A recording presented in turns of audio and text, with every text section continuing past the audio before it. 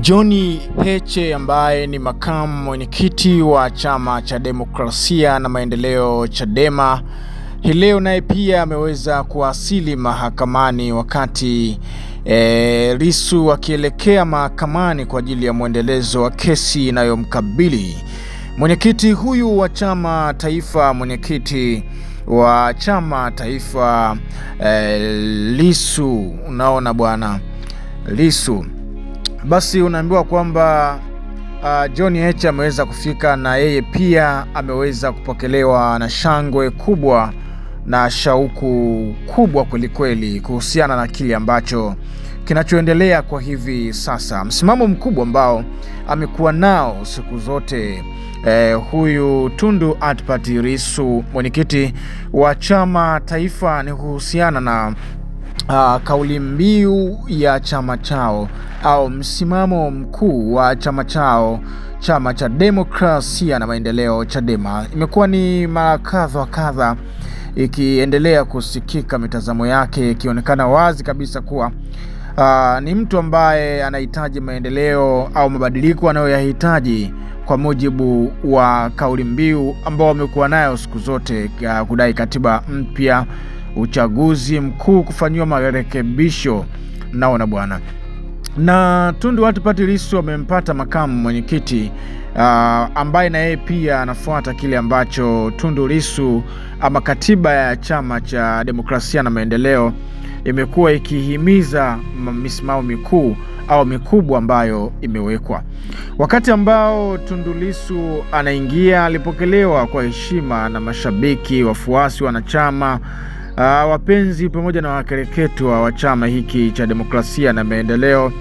Baadaye akafuata John Heche, kama jinsi unavyomuona, umati mkubwa wa watu ukimshangilia, ukionyesha wazi kabisa ujio wake ni kitu bora zaidi ambacho walikuwa wakihitaji kwa ajili ya kuendelea na kesi hii. Mpaka hivi sasa bado hatujapata taarifa kuhusiana na mwendelezo wa kesi imekuwaje. Imepata mwafaka katika siku ya leo Februari 9 au bado kuna misimamo ambayo inaendelea au bado ushahidi bado unaendelea kutafutwa kama jinsi ilivyokawa.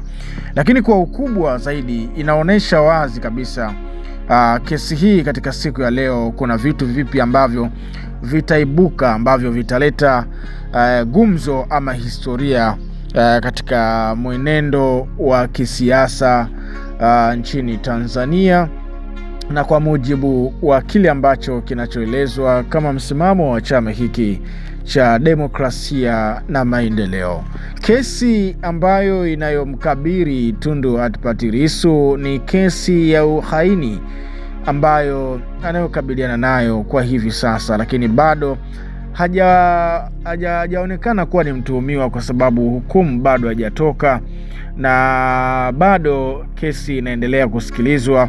Na leo kama jinsi tulivyosikia ama tulivyojuzwa kwamba leo tarehe 9 Februari ni siku tena ya kwenda kusikiliza kesi ambayo inayoendelea kwa hivi sasa.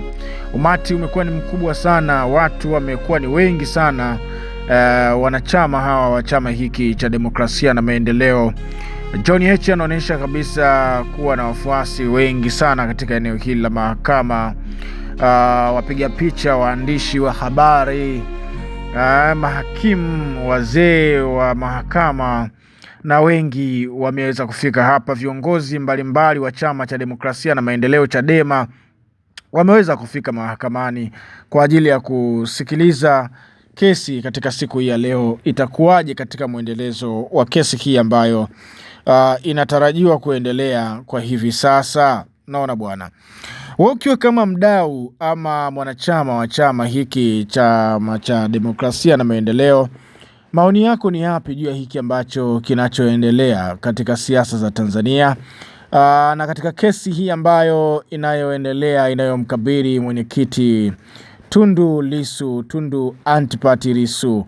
Unaweza na wewe pia ukaandika maoni yako, toa maoni yako. Nadhani kitu gani ambacho wewe kama wewe kuhusiana na hiki ambacho kinachoendelea unadhani kikifanyika kitaleta mustakabali bora katika hiki ambacho kinachoendelea baina ya kesi hii ambayo inayomkabili Tundu Antipas Lissu? toa maoni yako.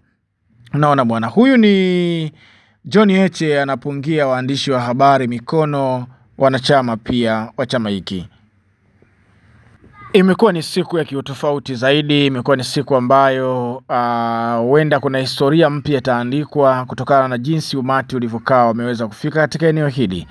Basi mimi nikushukuru sana kwa your time. This time raise this much responsibility today say no. Unaweza ukawa ni sehemu ya hii channel kwa kuweza kushiriki kwa kusubscribe channel hii hapa. Chini ya video hii kuna neno limeandikwa subscribe, klibonyeza kwa subscribers wetu na utakuwa ukipokea turn notification na utakuwa wa kwanza kuwa unapata taarifa zetu, na wewe pia unakuwa unawafikishia watu wengine. Usisahau kushare video hii na wengine waweze kupata hizo taarifa ambazo wewe umeweza kuzipata. Nikutakia wakati mwema hadi wakati mwingine tena.